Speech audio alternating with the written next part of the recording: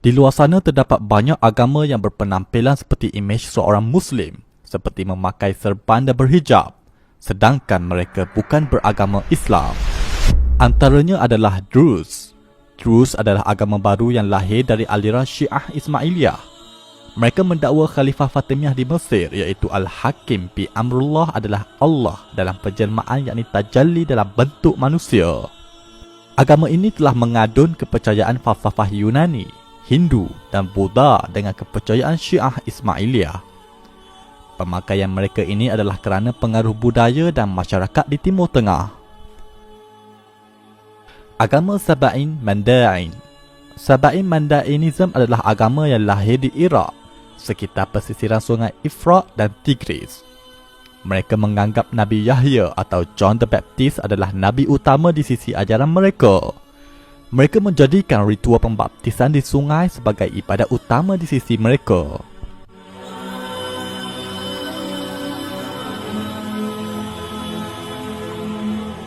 Agama Zoroaster. Zoroaster atau Majusi adalah agama lahir di Parsi atau Iran sekarang. Agama ini memuliakan elemen-elemen alam seperti api, air, tanah dan udara. Agama ini telah sedia ada sebelum dari zaman Nabi Isa lagi. Malah ia pernah dianut oleh pemimpin besar Empire Parsi seperti Cyrus the Great.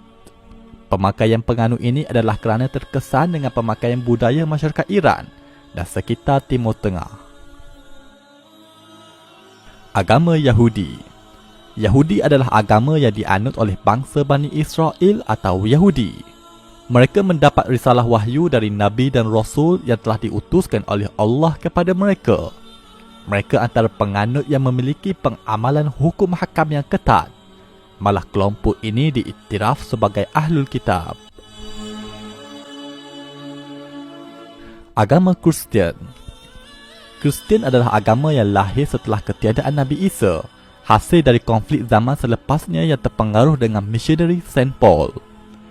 Mereka telah menuhankan Nabi Isa dengan menjadikan Nabi Isa sebagai Tuhan yang setara dengan Tuhan Bapa, sehingga melahirkan konsep Trinity.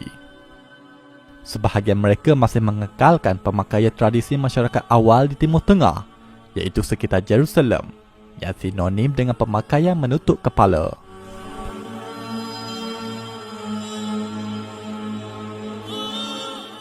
Agama Samaritan.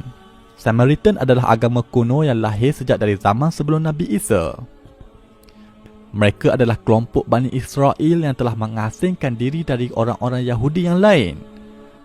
Malah mereka mendakwa kitab Taurat orang Yahudi yang ada pada hari ini adalah menyeleweng. Mereka mendakwa kitab Taurat yang asli adalah kitab yang dimiliki oleh kaum mereka.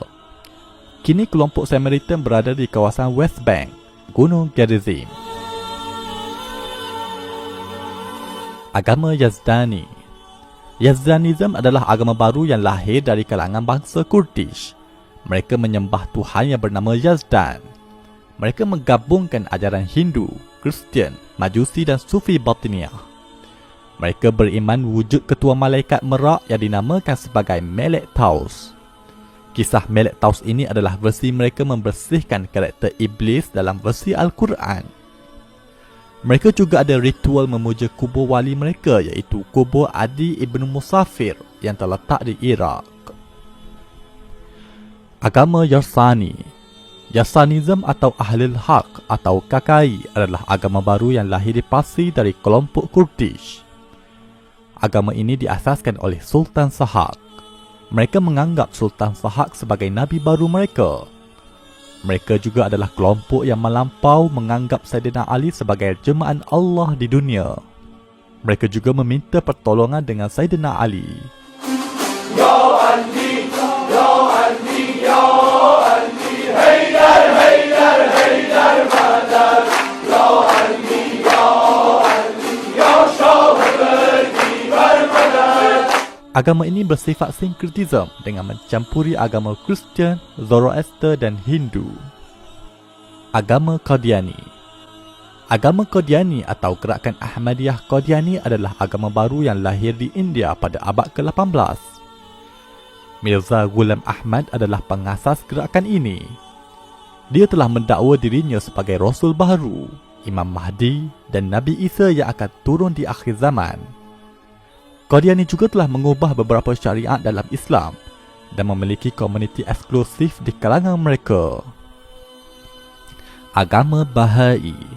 Bahai adalah agama baru yang lahir di Iran oleh tokoh mereka yang berdakwa sebagai Rasul, iaitu Sayyid Ali Muhammad Shirazi dan Mirza Hussein Ali. Mereka semua adalah lahir dari keluarga Syiah Imamiyah di Parsi dan akhirnya membawa ajaran baru versi mereka tersendiri. Pemakaian tokoh-tokoh terawal mereka menyerupai pemakaian Muslim di sekitar Timur Tengah. Ini kerana agama ini mula berkembang di Timur Tengah. Agama Sikh. Sikhism adalah agama muda yang lahir di negara India. Wujudnya agama Sikh ini juga hasil dari konflik antara agama Islam dan Hindu di India. Lalu wujud unsur Hindu dan Islam yang begitu jelas di dalam kitab suci agama Sikh itu sendiri. Mereka mewajibkan lelaki dan wanita memakai turban dan menutup kepala mereka. Selain itu, masih banyak lagi pemakaian keagamaan yang muncul terutama bagi gerakan agama baru hasil dari pecahan dari Kristian dan Islam. Nantikan pendedahan di dalam buku 60 agama baru di Malaysia yang mendedahkan bagaimana gerakan agama baru dari luar negara berjaya melebarkan pengaruh ajaran mereka ke dalam negara ini. Bagi umat Islam, situasi ini mengingatkan kita kepada sebuah hadis yang disabdakan oleh Nabi SAW yang bermaksud, tidak akan terjadi kiamat sehinggalah dibangkitkan dajjal-dajjal yang menipu yang mana jumlah mereka lebih kurang 30 orang. Setiap daripada mereka mendakwa bahawa dialah utusan Allah. Hadis riwayat Al-Bukhari.